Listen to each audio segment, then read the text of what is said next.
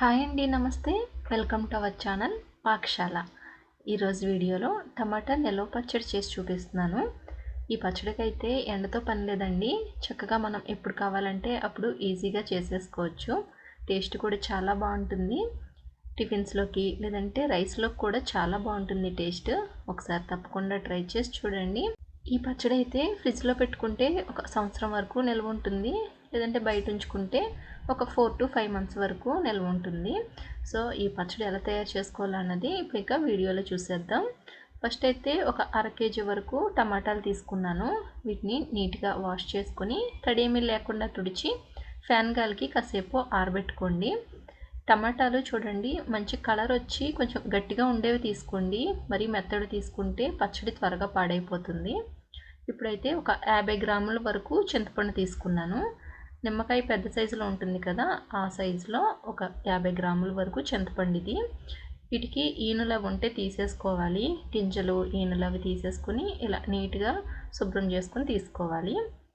ఇలా తీసుకున్న చింతపండుని పక్కన పెట్టుకోండి. ఇప్పుడైతే టమాటాలని ఇలా ముక్కలుగా కట్ చేసి తీసుకోవాలి. ఇలా కట్ చేసుకున్న వీటిని పక్కన పెట్టుకోండి. ఇప్పుడైతే స్టవ్ ఆన్ చేసి కడాయి పెట్టుకుని ఇప్పుడు ఇందులోకి 1 టేబుల్ స్పూన్ వరకు ఆయిల్ వేస్తున్నా. ఇలా ఆయిల్ వేసుకున్నాక ఇది హీట్ అయ్యాక మనం కట్ చేసి ఉంచుకున్న టమాటా ముక్కలన్నీ కూడా వేసుకోవాలి. ఇప్పుడు ఇందులోనే మనం కొలిచి ఉంచుకున్నాం కదా, ఒక 50 గ్రాముల వరకు చింతపండుని, ఆ చింతపండు కూడా వేసుకుని ఒక 1/2 టీ స్పూన్ వరకు పసుపు వేస్తున్నా. ఇలా మొత్తం అన్నీ వేసుకున్నాక ఒకసారి మొత్తం కలుపుకోవాలి. ఇలా బాగా కలుపుకున్నాక ఇప్పుడైతే మూత పెట్టుకుని మధ్య మధ్యలో కలుపుకుంటూ టమాటాలు మెత్తబడేంత వరకు ఉడికించుకోవాలి. టమాటాలు ఇలా మెత్తబడిన తర్వాత మూత తీసేసి ఉడికించుకోండి. మూతకి పట్టిన ఆవిరి ఈ టమాటా ముక్కల్లో పడిందంటే మళ్ళీ పచ్చడి పాడైపోయే ఛాన్స్ ఉంటుంది. సో మూత తీసేసి ఈ టమాటా ముక్కల నుంచి వాటర్ వస్తుంది కదా, ఇదంతా దగ్గరికి వచ్చేంత వరకు కూడా ఉడికించుకోవాలి. మధ్య మధ్యలో కలుపుకుంటూ ఉడికించుకోవాలి. వాటర్ అసలు ఉండకూడదు, లేదంటే మనకి పచ్చడి ఎక్కువ రోజులు నిల్వ ఉండదు. అందుకని ఇది మొత్తం కూడా ఇలా దగ్గరికి వచ్చేంత వరకు కూడా ఉడికించుకోవాలి. ఇప్పుడు చూడండి, ఇదంతా కూడా దగ్గరికి వచ్చి బాగా ఉడికిపోయింది. ఇలా ఉడికిన తర్వాత ఇప్పుడైతే స్టవ్ ఆఫ్ చేసేయండి. ఇలా ఉడికితే సరిపోతుంది. ఇప్పుడైతే స్టవ్ ఆఫ్ చేసి ఇది పూర్తిగా చల్లారేంత వరకు కూడా పక్కన పెట్టేసుకోండి. ఇది పూర్తిగా చల్లారనివ్వాలి. ఇప్పుడైతే స్టవ్ ఆన్ చేసి ప్యాన్ పెట్టుకుని ఇప్పుడు ఇందులోకి 1 టీ స్పూన్ వరకు మెంతులు వేస్తున్నా. వీటిని లైట్గా ఫ్రై చేసుకోండి. కొంచెం కలర్ వచ్చేంత వరకు ఫ్రై చేసుకోవాలి. ఇవి కొంచెం వేగనివ్వాలి. ఇలా ఇప్పుడు వేగాక ఇప్పుడు ఇందులోకి 1 టీ స్పూన్ వరకు జీలకర్ర వేస్తున్నా. ఇలా జీలకర్ర కూడా వేసుకుని ఇప్పుడు వీటిని దోరగా ఫ్రై చేసుకోవాలి. మంచి కలర్ వచ్చేంత వరకు వేగనివ్వాలి. సిమ్లోనే పెట్టుకుని కలుపుకుంటూ ఫ్రై చేసుకోవాలి. చూడండి, కొంచెం వేగిపోయినాయి. ఇలా వేగితే సరిపోతుంది. ఇప్పుడైతే వీటిని ఒక బౌల్లోకి తీసుకుంటున్నాను. ఇవి పూర్తిగా చల్లారిన తర్వాత వీటిని మెత్తటి పౌడర్ లాగా చేసుకోవాలి. మెత్తటి పౌడర్లా చేసుకుని పక్కన ఉంచుకోండి. ఇప్పుడైతే మనం ముందు ఉడకపెట్టి ఉంచుకున్నాం కదా, ఈ టమాటా పేస్ట్ ఇదంతా కూడా పూర్తిగా చల్లారిపోయింది. పూర్తిగా చల్లారిన తర్వాత మాత్రమే ఉప్పు కారం అవి యాడ్ చేసుకోవాలి. ఇప్పుడు ఇందులోకి ఒక అరకప్పు వరకు కారం వేస్తున్నా. కారం వేసుకున్నాం కదా, మనం ఇప్పుడు ఎంతైతే కారం వేసుకున్నామో దాంట్లో సగం సాల్ట్ వేస్తున్నాను. 1/2 కప్పు సాల్ట్ వేసుకుంటున్నా. ఇప్పుడు ఇందులోనే మనం ముందు వేయించి ఉంచుకున్నాం కదా జీలకర్ర మెంతులు, వాటిని మెత్తటి పౌడర్లా చేసుకుని ఆ పౌడర్ కూడా వేస్తున్నాను. ఇలా మొత్తం వేసుకుని ఇప్పుడైతే మొత్తం కలిసేలాగా ఒకసారి బాగా కలుపుకోవాలి. ఇలా మొత్తం బాగా కలిసాక ఇప్పుడు ఒకసారి ఉప్పు కారం చెక్ చేసుకోండి. ఏమన్నా సరిపోకపోయినా యాడ్ చేసుకోవచ్చు. నాకైతే అన్నీ కూడా కరెక్ట్గా సరిపోయినాయి. ఇలా కలిసిన తర్వాత ఒకసారి పక్కన పెట్టేసేయండి. ఇప్పుడైతే ఒక మిక్సీ జార్ తీసుకుని ఇందులోకి ఒక మీడియం సైజు వెల్లుల్లిపాయని తీసుకున్నాను. వాటిని ఇలా రెబ్బలుగా చేసుకుని పొట్టేమీ తీసేయలేదు, కొంచెం 2 సైడ్స్ కట్ చేసుకుని తీసుకున్నా. ఇప్పుడు వీటిని మిక్సీ జార్లో వేసుకుని ఇలా కోర్సుగా మిక్సీ పట్టుకోవాలి. ఇప్పుడు ఇందులోకి మనం ముందు అన్నీ కలుపుకొని ఉంచుకున్నాం కదా, ఆ పేస్ట్ మొత్తం కూడా దీంట్లో వేసుకుని ఇప్పుడు ఇదైతే మెత్తటి పేస్ట్ లాగా మిక్సీ పట్టుకోవాలి. మరీ మీకు మెత్తగా వద్దనుకుంటే కొంచెం కోర్సుగా మిక్సీ పట్టుకోండి.